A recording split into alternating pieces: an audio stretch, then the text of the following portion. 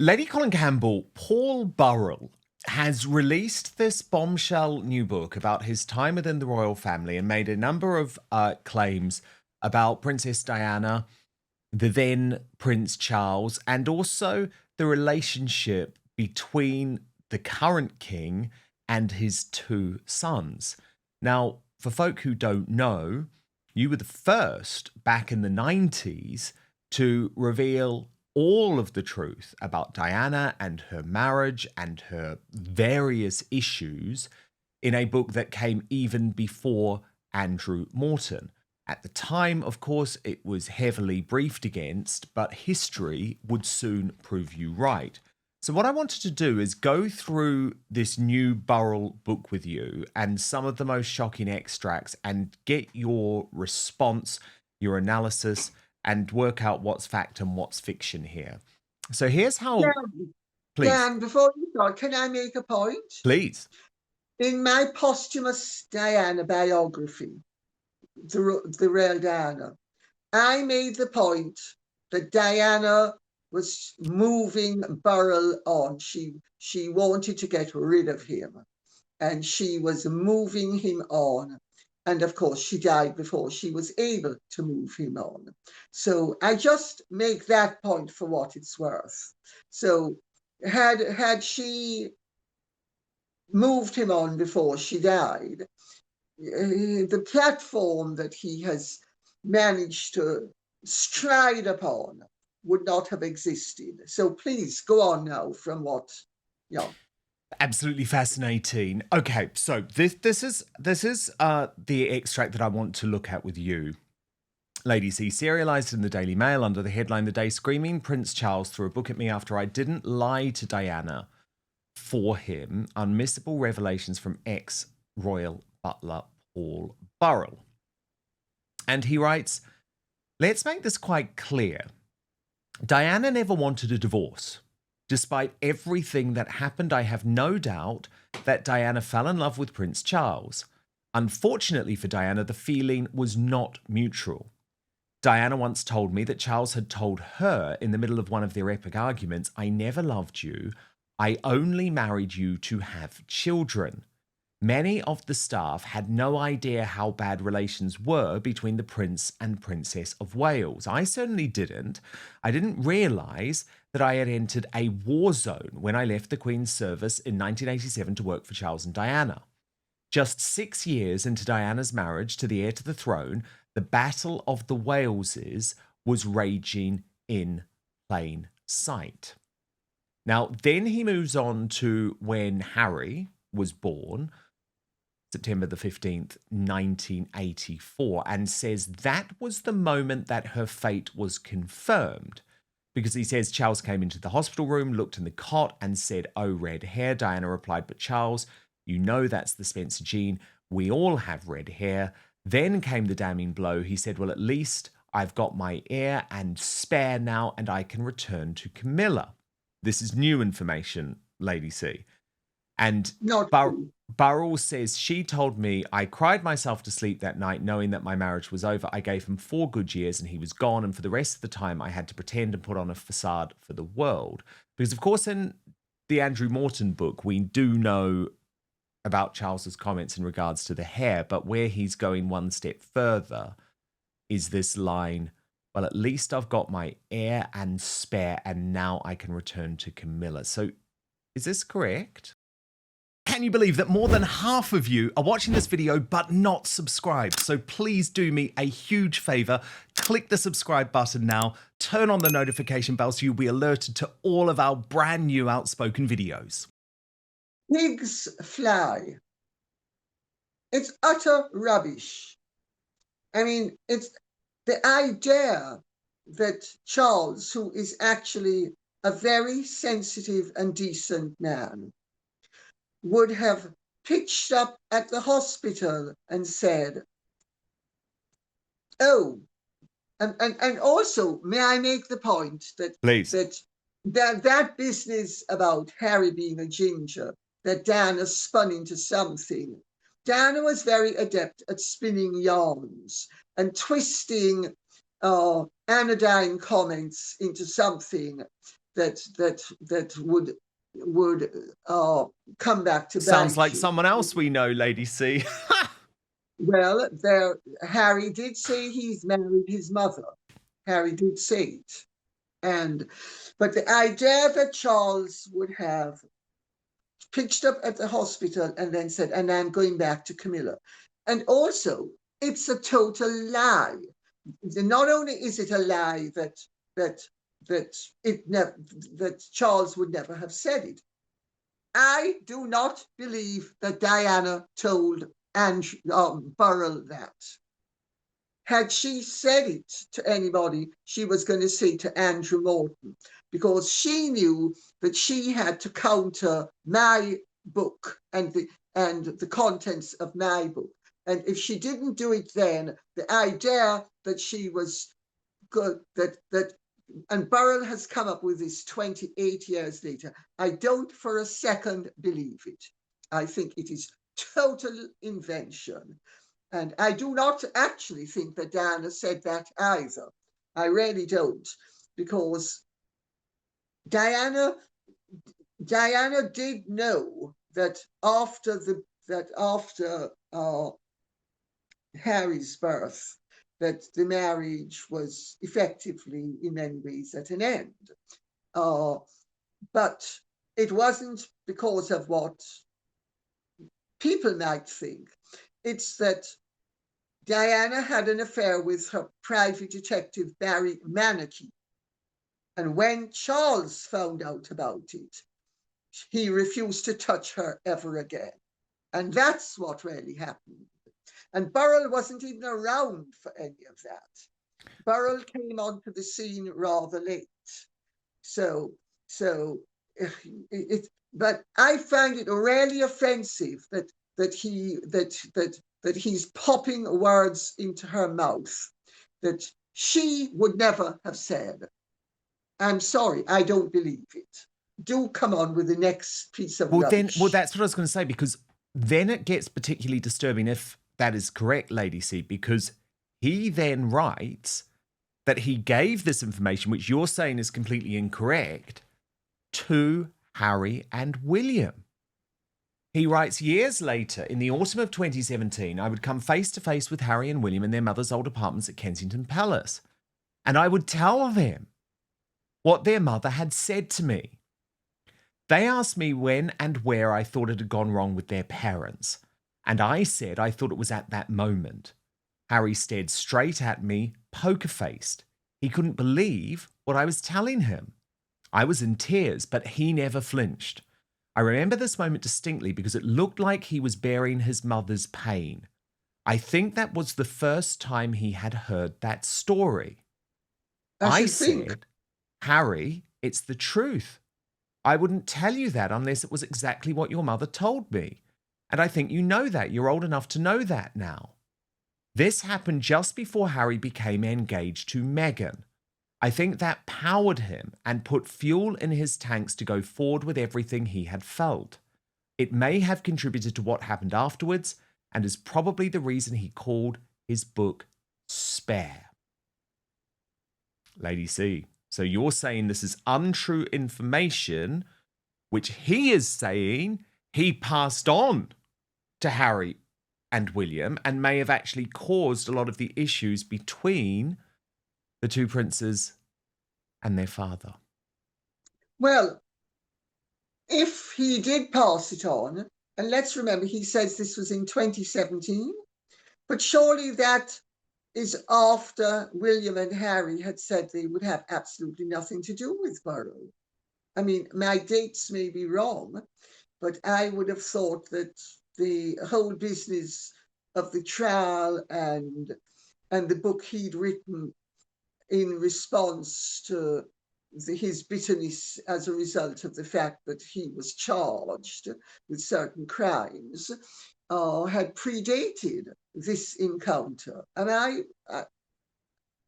well, it's so fascinating to me because you would think that if this meeting didn't happen, then there's one very easy way for Harry and William to just say the meeting never happened. But let's assume the meeting did happen. Let's just take that as read, Lady C. If the meeting did indeed happen, you're still suggesting that the information that It's Paul Burrell untrue. passed No, on was not true. I don't for a second believe it.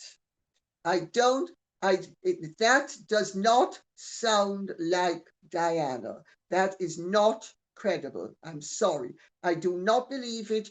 And Diana knew enough about her own life and her relationship with her husband. That just doesn't make none of it. It makes no sense. And So Paul Burrell is irresponsible to pass it on? well, if he passed it on, and he passed it on in 2017, that's 8 years ago. Where was he able to pass it on to them? They weren't speaking to him 8 years ago, were they? I mean, the trial took place before that. Long before that. So 2002. the dates strike me as very odd. And so let me leave it at that, because let's rewind. Credibility issues here. So let's rewind, because then we get to the claims that Burrell makes about Charles and the fact that he suggests that he was asking Burrell to almost operate as a bridge to cover up, I guess, for some of what was going on with Charles at the time. So in this extract, he says that Charles asked him, "Did you speak with the princess last night?" Burrell replies, "Yes, I did, Your Royal Highness. He rang late at 10 p.m. and wanted to speak with you, but I couldn't find you as you must have been out." "Why did you say that I was out, Paul?" His temper was beginning to flare. "Because you were out, Your Royal Highness," I answered. Charles says, "Why couldn't you just say that you couldn't find me?" Paul replies, "Are you asking me to lie for you?" I said, knowing that almost everyone else around him did. The prince replied, "Yes, I am. Yes, I bloody am." He banged the desk with his fists. He was behaving like a petulant child, shouting, "I will be king of this country one day, and you will do as I say." He picked up a book from his desk and threw it towards me. "Get out, he screamed. I was caught in the crossfire, caught in the line of duty. I never had problems like this with the Queen, but then she wasn't needy or insecure like her son. So, Lady C, do you believe that King Charles, I mean, we know he has a temper, but do you believe that he would throw books at his servants? And do you also believe that he would use a line like, "I will be king of this country one day and you will do as I say"? Dan, you need to, I'm going to answer the question in two ways. The first way I'm going to do as a suggestion, I'm going to introduce you to Grant Harold, who was the king's butler Yes. at Highgrove, and I'm going to suggest that you have him on your show, and that will give you an actual real insight into what Charles was like as an employer. And I say that, and now I'll answer it in another way. You know, the idea that anybody would say to a butler, you have to lie for me. And you're telling me you're not going to lie for me, and I'm going to allow you to remain working for me when I can just get rid of you. I mean, the whole thing's ludicrous. I mean, I think Burrell is a fantasist of the highest order who has such an inflated opinion of himself now, and has been pumping hot air up so many backsides for so many decades that he's now about to explode under the strain of it all. And in fact, he has exploded with a whole load of rubbish. I'm sorry, anybody who's had staff knows that that's not the way you interact with staff. And your staff is recalcitrant, you simply get rid of them. That's what you do. I mean, according to Burrell, Charles was begging him and Burrell has already previously claimed that he was busy telling the Princess of Wales who she could date, who she could sleep with, who she couldn't. And I know that because she said it, that she was getting rid of him because he had overstepped the mark with her. But the idea that Charles would have tolerated this sort of behavior is beyond ridiculous. Throwing a book, he should have thrown him out by his hair, as simple as that. Sorry. Then, Lady C, it comes to actually the clashes between Charles and Diana themselves. And obviously, as I say, you were the first to really reveal what was going on, the truth of what was going on. But this is Burrell's take on what he claims he saw with his own eyes, Lady C. But first, the number one worst fruit for your waistline. Look, are you turning healthy fruits into highly unhealthy fruits without even realizing it? Fruit can be one of the healthiest things you can put into your body, but the majority of Americans are guilty of making this single mistake that can counteract all of the health benefits of fruit. Some fruits can help with occasional constipation, reduce bloating, and even help burn calories. Others can wreak havoc on your digestive system and energy levels. Now, I came across this viral presentation from world-renowned heart surgeon Dr. Stephen Gundry that showcases the 3 fruits to stop eating today. It was shocking. I had no idea. And after finding it out, I've stopped eating these 2. I'm going to put a link for you all to watch it because I want you all to gain this information. I think it's truly important, actually. You can go watch it right now at thehealthyfat.com/outspoken. That's thehealthyfat.com/outspoken. I've also linked it in the description box below this video too, or if you're watching on YouTube or Rumble, you can just click on the QR code on screen or hold up your phone, to the QR code. You know how it works.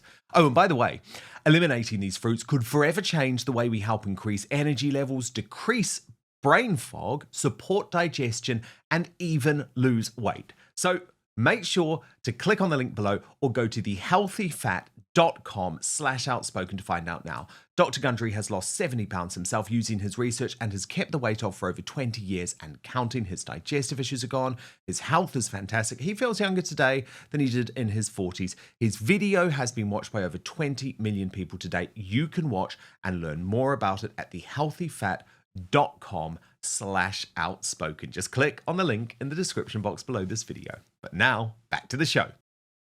So he writes, I witnessed many arguments and fights between Charles and Diana behind closed doors. At times, they were more than a shouting match. Plates were smashed, tempers raised, and even tables overturned. Having set a candlelit dinner for 2 on a card table, I arrived in the sitting room to find Charles crumpled on the floor in his silk dressing gown covered in salad dressing and surrounded by broken china and glass. His explanation? I must have caught my dressing gown sleeve on the corner of the table. The princess was nowhere to be seen.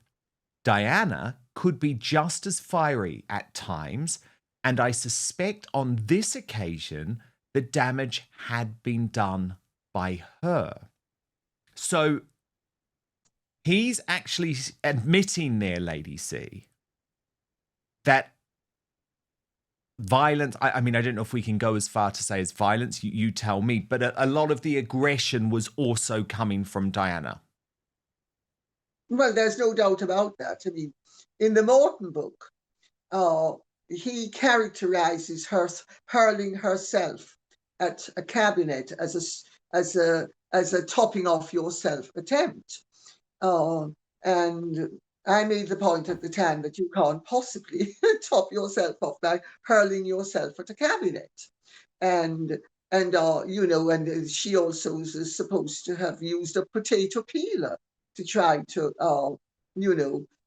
peel herself into eternity. I mean, all utter rubbish, because of course she never had a scar on her body ever. And but he's trying to make out that there was more physicality than there actually was. And my understanding is that Charles has never been physical. Charles used to run away from the fights. And only when he was cornered by Diana would he actually respond. But he tried to run away. And he doesn't like confrontation, never did. Diana was the one who would be spoiling for a fight and track him from room to room to room until there was no escape. And that's one of the reasons why he actually ended up living at Highgrove and she ended up living at Kensington Palace. And whenever she was coming down to Highgrove, he would absent himself. And she would then entertain James Hewitt with his being Charles's full consent and approval. I mean, does that sound like a couple that is at such loggerheads that they're busy smashing the china at each other? I mean, I'm not saying that there might not have been an incident where she toppled over a table, sort of thing. I'm not saying that. I mean, that is quite possible, but the idea that there was any real violence involved is utter rubbish.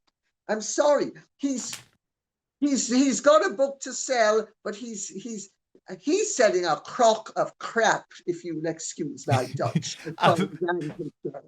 Lady C, then he claims that as the War of the Wales raged on, Diana was getting messages of support from the Queen and Prince Philip. People didn't realise they backed Diana against their own son. They said they knew who Charles was, they knew that he was spoiled and had a temper.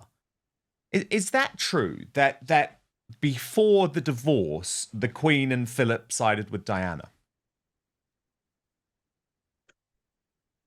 No, they didn't side with Diana. They were sympathetic to Diana, and they understood that Diana was a very emotional person and that she needed to feel that there were people sympathizing with her and understanding her sentiments.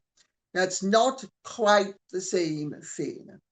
And they, there's the famous line that Prince Philip is supposed to have said about, which I think came from the Morton book.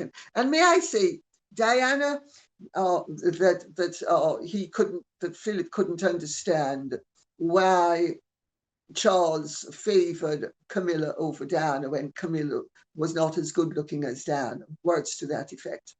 I mean, Diana was not the most accurate reporter known to man. Let's put it that way. Or as her brother Charles said, Diana always was a terrible liar, and she was a little girl to such an extent that one of her school mistresses had to say to her, "Oh, Diana, do shut up and stop telling lies. You're always telling lies," or words to that effect. And that's from the Morton book, incidentally. So interesting. And then, Lady C, he claims, this is Burrell, claims one weekend in 1988 at Kensington Palace, Diana said to me, "Paul, could you give me a hand with something heavy?" She led me into the master bedroom, helped me push this, pointing to a large chest of drawers over there in front of this doorway. It was the door to the prince's dressing room and bathroom. I said to her, "Does His Royal Highness know about this?" Not yet, but he'll soon find out, she replied. I thought, this is just madness. I had not realized that it had come to this. That night, the prince was furious and there was much plate smashing. From then on, he slept in his dressing room in a single bed when he was in London. Of course, he hated it. After all, he was the Prince of Wales, but he never came back to the marital bed. Lady C, is that true that it was all over in terms of any type of marital relations as early as 1988? I don't remember what year the Barry Manaki thing took place, but but I think it was before 1988. I think it might have been about 1985, or I don't remember now. It's so long ago. But the Barry Manaki relationship is what destroyed the Waleses' marriage. Yeah, which I think Uh, was it was 1986. So because he was a police officer, right? Who yeah, he was her protection officer. and he was moved on Yeah. in 1986. So So then it was 86. As I said, I don't okay. remember. It's So it's actually possible that this anecdote is true? No, it can't be true, because she complained that Charles wouldn't touch her once he found out about Barry Manaki. But Burrell is trying to make out that she is the one who barracked and prevented Charles' access to the conjugal bed. Charles is the one who refused, according to Diana, and I would sooner trust Diana's word over Burrell's, that Charles never ever touched her again, ever, after Barry Manaki was moved on. When he discovered about Barry Manaki, that to him was the end. And she couldn't understand why, and it had to be explained to her that one does that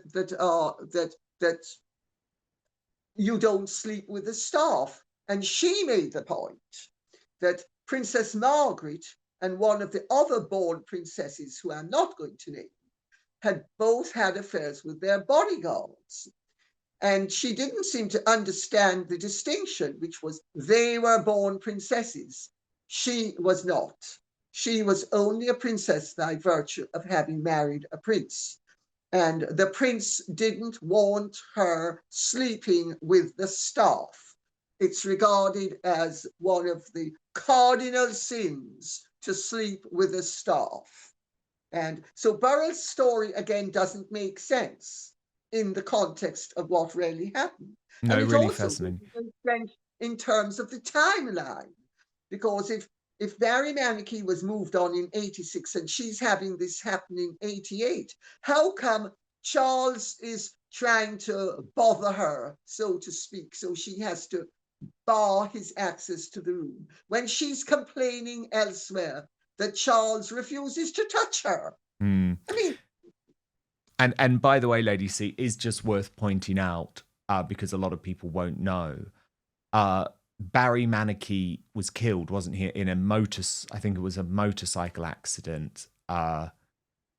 yes. Some type of accident with a vehicle. I'm pretty sure it was in 1987. Yes. So there have been a lot of question marks over that death, although are you in the camp that it was... Diana said, and she told me, and she told Joseph Saunders, and she told a whole load of other people, and it's in my first Diana book, and I was rubbished at the time until she admitted it, incidentally. She is the one who admitted it, that she believed that Barry Manaki had been bumped off by MI5 as a result of the fear that he might go public with the fact that they had had an affair. She believed it. I never believed it. I wrote saying that she believed it, but I did not think that was so. And I still don't think it was so. I think it was a total accident, because he was riding pillion on a motorbike, and I think her name was Nicholas Snip or some such thing. It's so long ago. I mean, we're speaking about something I wrote decades ago. but over 3 decades ago. But I think, if I remember correctly, her name was Nicholas, and she was a recent driver, and she drove out of a side road into the path of a motorcycle, and he was riding pillion on it, and the driver swerved, and he fell off and died. The driver of the bike, the rider of the bike, I should say, did not die, but he died. And Diana decided that that was a hit. And I mean, nobody thought it was a hit except Diana. And when I wrote it and it was published in 92, the press came down on me like clodhoppers and said I didn't know what I was talking about and blah, blah, blah. And then Diana, before she died, she admitted it. Do you know what I love, Lady C? You have been going against the mainstream narrative and reporting the truth for 3 decades now. And it's so fascinating because, of course, back then, Lady C, there were no outlets like this, but you did it through your books, which is what's so fascinating. And, of course, they have stood the test of time. Thank you so much for doing this deep dive with me today. I have found it really fascinating. And of course, so much more royal news if you subscribe to Lady Colin Campbell on both YouTube and X. And of course, if you do want first access to our Royal Uncancelled After Show, then the best way to do it is signing up at Substack. www.outspoken.live is the address. You will, from Monday to Friday, get content about twice the length of what we've just shown you, live or on demand with no advertising whatsoever if you go for either the monthly or annual paid subscription. www.outspoken.live is the address. Substack is a free speech platform. It protects me from big tech cancellation. It protects me from lawfare. You can message me directly on there. I would love you to become part of the community. Lady Colin Campbell, thank you so much. Thank you so much for watching Dan Wootton Outspoken. Please click on my face just to the bottom left to subscribe to this brand new independent news source and turn on the notification bell so you'll be alerted to our brand new live shows, uncancelled interviews, and special royal episodes. Outspoken is also now available as a podcast, so you can listen to the show every weekday on the go, wherever you are.